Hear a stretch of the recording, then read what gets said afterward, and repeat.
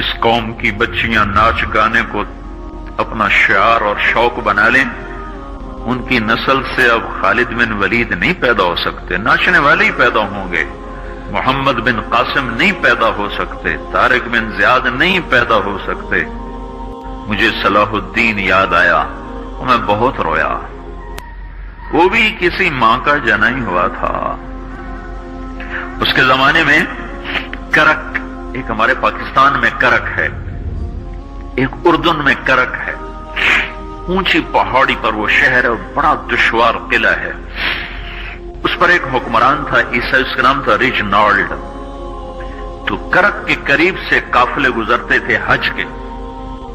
तो उसने एक दफा हाजियों के काफिले पे हमला किया और कहने लगा बुलाओ अपने मोहम्मद को, तुम्हारी मदद करे। और सारे हाजियों को तातेक कर दिया। और दूसरी दफा उसने बहरी बेड़ा तैयार किया और मदीने पर हमला करने के लिए वो बंदरगाह तक पहुंचा यम्बू की, लेकिन मौसमी हालात साजगार न थे तो वापस हो गया। तो हित्तीन की लड़ाई हुई है फलस्तीन में, जिसमें सारा यूरोप अपनी ताकत के साथ मैदान में उतरा था। और इधर तन्हा सलाहुद्दीन अयूबी रहमतुल्लाह अलैह अकेला उस लश्कर से टकराया था और उन्हें उसमें सारी रोमन एम्पायर को शिकस्त हुई थी। तो बड़े बड़े बादशाह उसमें गिरफ्तार हुए। तो उसमें रिजनाल्ड भी गिरफ्तार होकर आया। तो कोई 12 बादशाह थे रियासतों के जो सामने उसके पेश किए गए।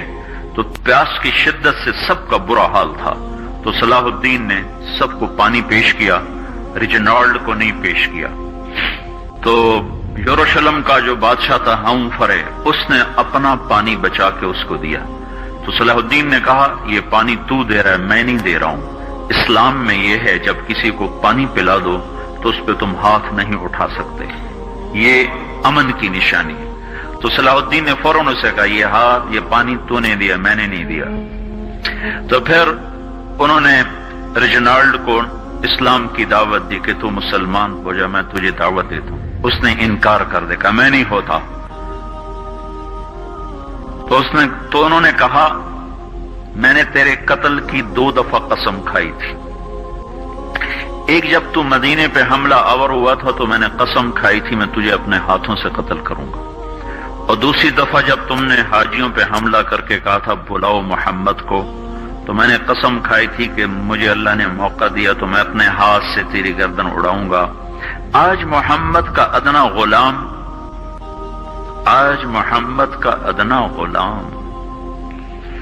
तेरी उस बात पर ये फरीजा अदा करने के लिए आ रहा है।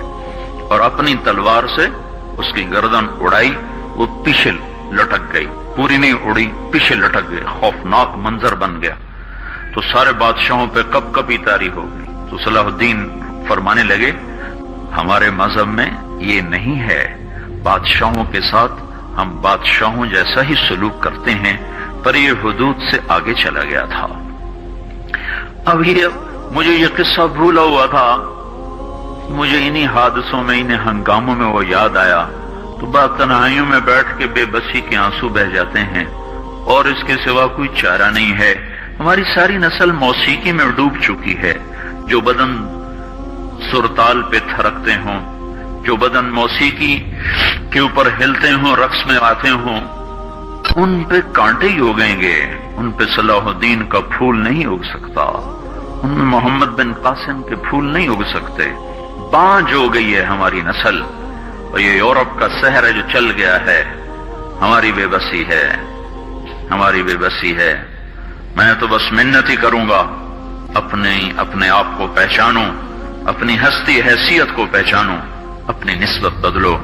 तुम्हारी निस्बत यूरोप के साथ होके अगर मौत आई बेकीमत हो जाएंगे।